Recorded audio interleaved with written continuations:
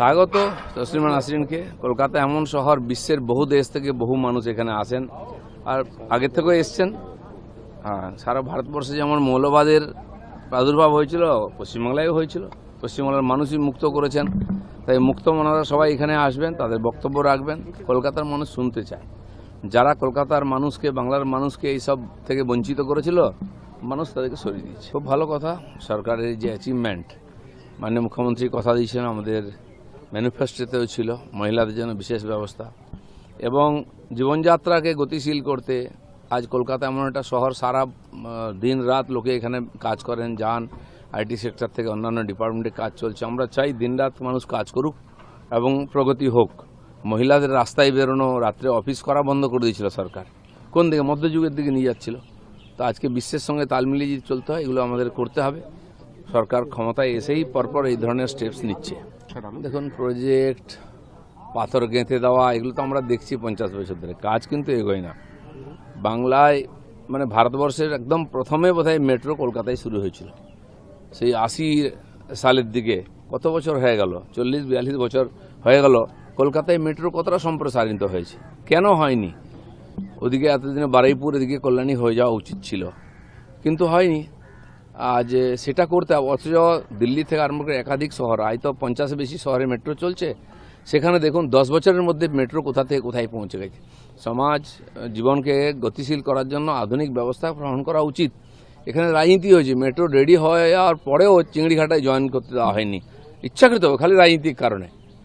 তো আজকে তার ফলে কি হলো? ওনারা তো গেলেন, পশ্চিমবাংলার ভবিষ্যৎকে বিগড়ে দিয়ে গেছেন। তো আমাদের সরকার সেটাকে উদ্ধার করার চেষ্টা করছে। গত বছর থেকে সারা দেশে জনগণনা শুরু হয়েছে, জুন থেকে। এখানকার সরকার ইচ্ছা করে অনুমতি দেয়নি যাতে এই যে 91 লক্ষ নাম বাদ গেছে, এরা যাতে ভোটার হিসেবে থেকে যায়। তা সত্ত্বেও বাঁচাতে পারেননি। তো এমনিতে জনগণনা 11 সালে হয়েছিল। আজকে কত বছর হলো? 25 বছর, 15 বছর হয়ে গেছে। অনেক কিছু পাল্টে গেছে। তার তথ্যই সরকারের কাছে নেই। সমস্ত যোজনা ফেল হবে এই জন্য। তো সেটা আমরা সরকারে এসেই অনুমতি দিয়েছি এবং চালু হয়ে যাচ্ছে। দেখুন, ভারতবর্ষে কোথায় 50 বছর ধরে টেরোরিজমের বিরুদ্ধে লড়াই করছি আমরা এবং ক্ষতবিক্ষত হয়েছে। এর আগে সরকারগুলো সমঝোতা করে নিয়েছিল টেরোরিজমের সঙ্গে, যে পাকিস্তান স্পন্সর টেরোরিজম, সে পাকিস্তানের সঙ্গে চিঠি চাপাটি চলতো, প্রেমপত্র যেত, কোনোদিন অ্যাকশন হয়নি। আমাদের সরকার আসার পরে টেরোরিজমের যেখানে গড়, আঁতুড় ঘরে আমরা গিয়ে সার্জিক্যাল স্ট্রাইক করেছি এবং সারা ভারতবর্ষে বহু নেতা, মাননীয় প্রধানমন্ত্রী, রাষ্ট্রপতি, গৃহমন্ত্রী, আমাদের বর্তমান মুখ্যমন্ত্রী এবং একাধিক নেতার নামে বহুবার থ্রেট এসছে, চিঠি এসছে, ধমকি এসছে। আজ পর্যন্ত কিছু করতে পারেনি ওরা, কিন্তু ওরা ভুলে গেছে যে এখন নরেন্দ্র মোদী সরকার চলছে, বিজেপি সরকার চলছে এখানে। তো সেই জন্য যেখান থেকে এরকম হবে, সে তার মূল শুদ্ধ উপড়ে ফেলবো আমরা।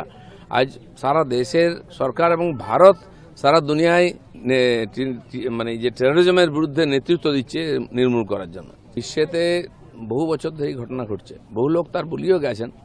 কিন্তু আমরা যদি ভয়ে বাড়িতে ঢুকে যাই, সাধারণ মানুষ কী করে রাস্তায় বেরোবে? আমি তো টিএমসির টেরোরিজমের শিকার বহুবার হয়েছি, আমাকে কেউ আটকাতে পারেনি। আমি রাস্তায় ছিলাম, রাস্তায় থাকবো। আর যতদিন ভগবান লিখে দিয়েছে না, তার 1 সেকেন্ড কম আমার আয়ু কেউ করতে পারবে না। আমি জানি না কেন এত প্রেম শুক্রবারে। বাড়ির বাচ্চার নাম আজানিয়া।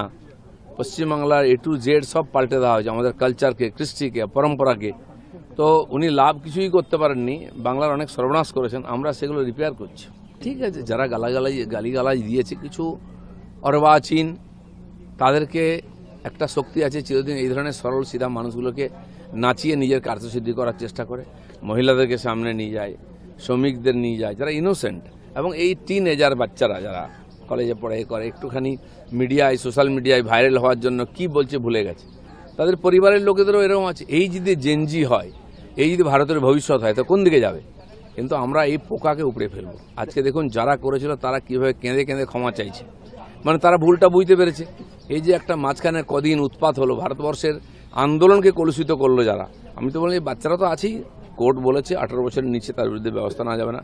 কিন্তু যারা ওর পিছন থেকে করেছে সবাইকে টেনে বার করতে হবে এবং আইনের সামনে আনতে হবে। একসময় ইডি এইসব কেস হাতে নিয়েছিল, কিন্তু তখন তথ্য পায়নি, করতে পারেনি, সরকারি সহযোগিতা পায়নি। আজকে আমাদের পুলিশই এর সমাধান করছে এবং যেটা ইডির এখতিয়ারের মধ্যে আসে, ইডি করবে, এনআইএ করবে, সব ধরনের, এবং একটা লোককেও ছাড়বো না আমরা। দেখুন এই তার কত দূর যায়, হাজার হাজার কোটি টাকার ঘোটালা, পশ্চিমবাংলার দেশের রাজস্ব লুট, বিরাট অপরাধ। এবং তাকে তৎকালীন সরকার এই সমস্ত লোককে আর শেল্টার দিয়ে তাদের কাছ থেকে সুবিধা নিয়েছে। আমরা শুনেছি মেক্সিকোতে যারা মাফিয়া আছে, ড্রাগ মাফিয়া, তাদের কাছে প্রাইভেট বিমান আছে। সেই এক একটা র্যাকেটের বছরের যা ইনকাম অনেক দেশের বাজেটও তত হয় না। এটা বিশ্বে চলে আসছে, কিন্তু সেগুলো পশ্চিমবাংলায় ঢুকে যাবে টিএমসির হাত ধরে। এটা আমরা কল্পনা করতে পারিনি, এ মাটির তলে কত কি হয়েছে। বেরোচ্ছে, এখন সব বার হবে। এখানে পুরসভা অচল হয়ে গেছে, কাউন্সিলর থাক বা না থাক। টিএমসি অন্তপক্ষে এরকম 10-20টা পুরসভা কর্পোরেশনে অবজারভার বসিয়ে দিয়েছিল অ্যাডমিনিস্ট্রেটর। দুর্গাপুরে, হাওড়ায় কর্পোরেশন 8 বছর হয়ে গেছে, 10 বছর ইলেকশনই হয় না। তো বাকিগুলো তো তারা নিজেরাই অচল করেছে, কিন্তু সরকার তো চুপ করে বসে থাকবে না। যেমন পঞ্চায়েতে আমরা আইন পরিবর্তন করেছি এই অচল অবস্থা কাটাবার জন্য, ঠিক মিউনিসিপ্যালিটিতেও অবজারভার বসিয়ে সেখানকার অ্যাডমিনিস্ট্রেটিভ কাজ চলবে। এখন এই সমস্ত ব্যবসায়ীরা পেছন থেকে এরাই সমস্ত ব্যাক করছিল এই নেতাদেরকে, লুটের ধন, যক্ষের ধনের মতো আটকে রেখেছে। আপনারা ভাববেন না যে ছাড় পেয়ে যাবে। পুলিশের একটা ক্যাপাসিটি আছে, পুলিশকে অনেক কাজ করতে, আইন শৃঙ্খলা ঠিক করতে হচ্ছে। এদের জন্য আলাদা করে আবার তদন্তের জন্য সময় দিতে হচ্ছে, কিন্তু সব চলছে একসঙ্গে। আরও রিক্রুটমেন্ট হবে, ম্যান পাওয়ার বাড়বে, তখন দেখবেন তদন্তও গতি পাবে।